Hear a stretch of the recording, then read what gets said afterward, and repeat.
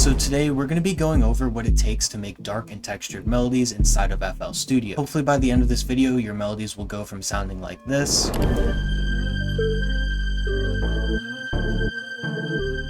to something like this.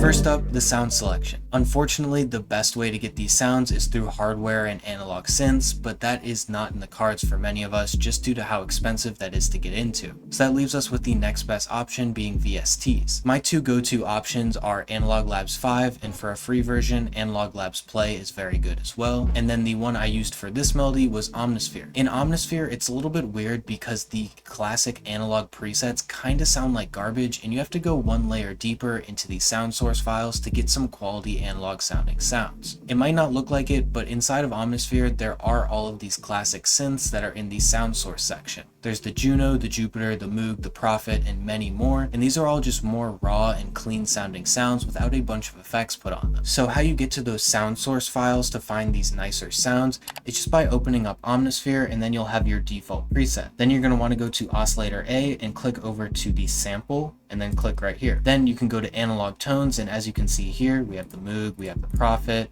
we have the Juno, the Jupiter, and we have all of these nice classic analog synths that sound way better than the presets that are made around them. So really quick, let's just run through a couple of these presets just to show you how nice these sounds are.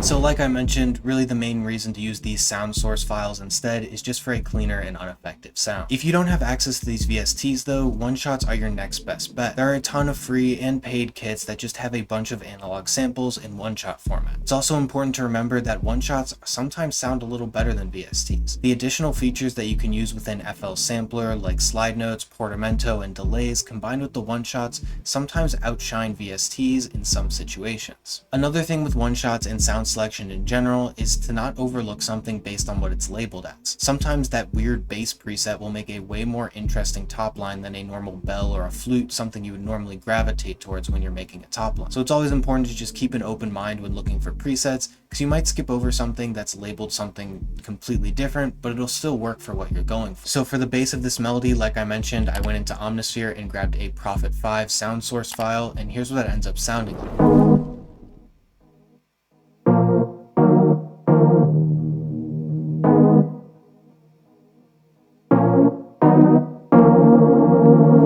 In addition to those chords, I layered that with a one-shot called Bluebell to make it a little bit more interesting, and I added an arpeggio on top, just following the notes within the chords. So here's what that ends up sounding like.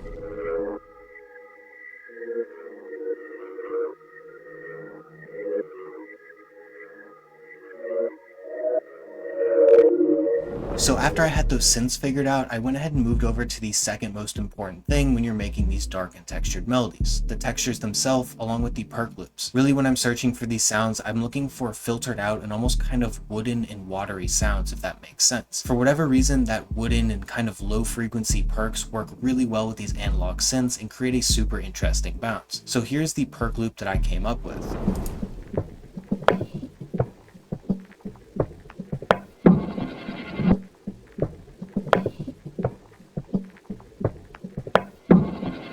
In a lot of my other melodies, I summarize the texture section just by saying I just kind of clicked around until I found something that I liked. Well, I kind of thought about it a little bit more, and I do have more of a concrete method that gets you these nice perc loops that fit with your melody. I'll start off by again just grabbing one of those low frequency and percussive sounds and laying that out in sort of a clap pattern. After that, I'll go ahead and add one more layer. So in this case, I added another one of those low frequency percussive elements, but this time I added a little reverse section to kind of build up to the next section of the melody, and I think it worked really well.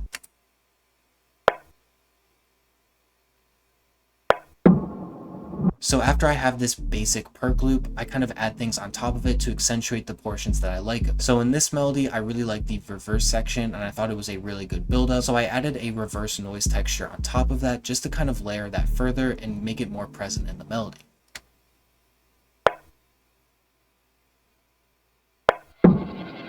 After that, the next step is just kind of grabbing pre-made perc loops that again have that kind of wooden and watery low frequency sound and kind of layering that on top just to kind of fill out the perc loop. Sometimes it's a little bit more involved and I'll do some more chopping, but in this instance, I just kind of grabbed one out of one of XY's one-shot kits and threw it into the drum loop.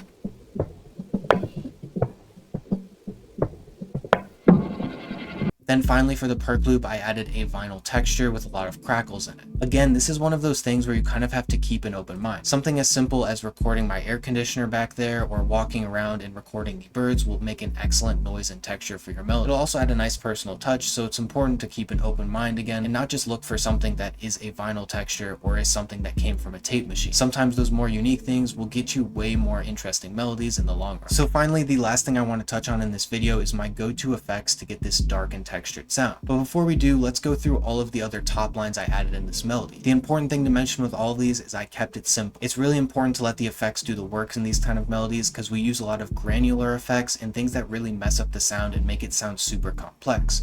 So the midis themselves can be super simple and just let the effects do all the heavy lifting. So starting off, I have an ARP from one of XY's one-shot kits.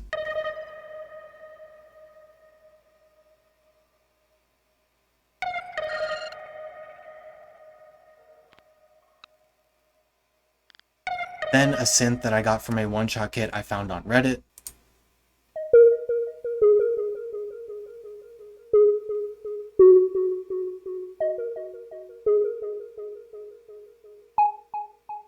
And then finally a tremolo violin from BBC Symphony Orchestra.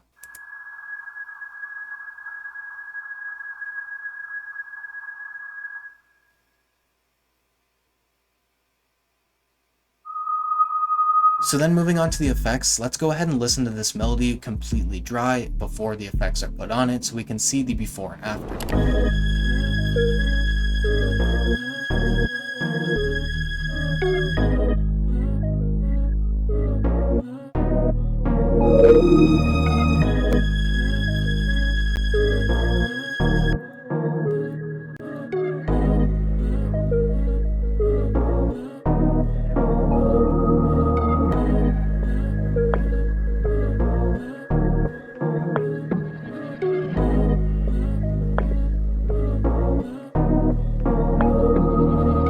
So as you could hear, once we started turning on those effects and enabling all of those textures and drum loops, the melody just started to sound a little bit more interesting, a little darker, and a little bit more texture. So for the three main effects that I usually gravitate towards for these type of melodies, I like to go with delays, and I like to mix both mono and ping pong delays on different instruments. I think bouncing back and forth like that always just sounds really cool when stuff is going ear to ear, and then stuff is also delaying in mono as well. Next up, I always like to stick to distortions, and my go-to distortion plugin right now is called perc, and it's a completely free plugin as well from Tone Boosters. And then finally, the last one and probably the most important is a granular effects plugin, something like Portal, but I also just discovered a free alternative called Fracture, which is again just a granular effects plugin. So let's go ahead and look at the effect chains for these melodies just a little bit closer. So again, starting off by listening to the dry sound.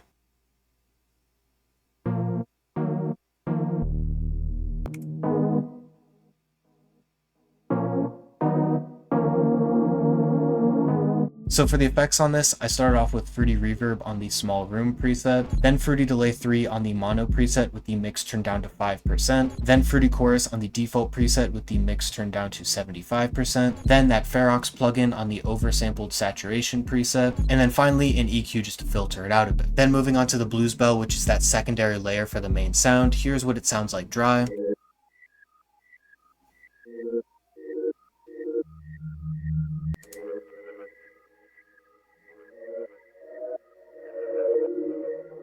Then for the effects on that, starting off with a delay, it's the Valhalla Supermassive on the Skinny 8th preset, which is again a free plugin that is super good. And then moving on to our granular effects plugin, which is Portal, I started off on the Sandbox preset with the mix turned down to about 25%. Then the final sound I want to go over is the ARP I used for the top line. So yet again, let's start off by listening to the dry sound and then move over to the wet sound.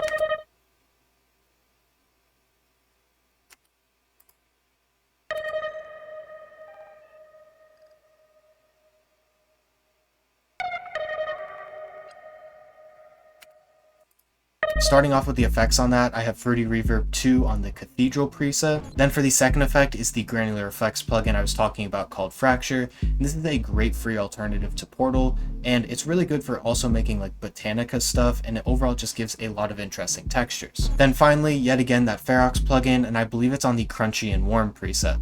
Alright, so yeah, I think that's going to be pretty much it for the video.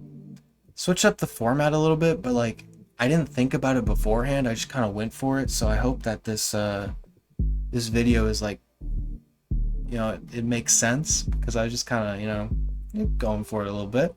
But yeah, hopefully you learned something. I decided to do kind of like a tip format, I guess, with then the melody kind of laced in between. I know I definitely could have done a little better, but for a first attempt, I'll be interested to see how this goes. Hopefully it's more fun to edit too, because editing the normal style of tutorials gets very stale. So yeah, it's really hot in here. I have poison ivy on my legs. Going through it a little bit, but that's gonna be pretty much it. Bye.